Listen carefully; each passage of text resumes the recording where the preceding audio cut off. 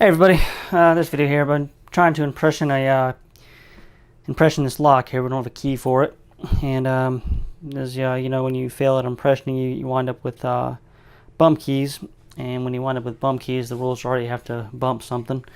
So we're gonna try out my new Peterson bump hammer here, and see if we can bump this guy open.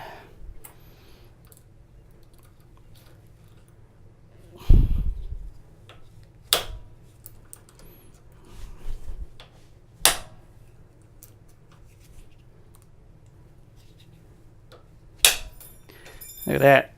Bam. Thing probably hasn't been open in I have no idea how many years.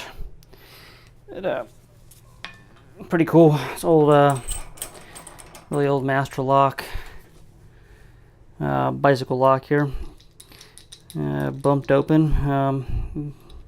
So I make a key for it. I'll show you that. Maybe try to pick it. I haven't even tried to pick it yet. I've just been trying to make the damn key for it. But anyway, that'll do it for now, guys. Always like, subscribe, share, all that fun stuff. And we'll talk to everybody later.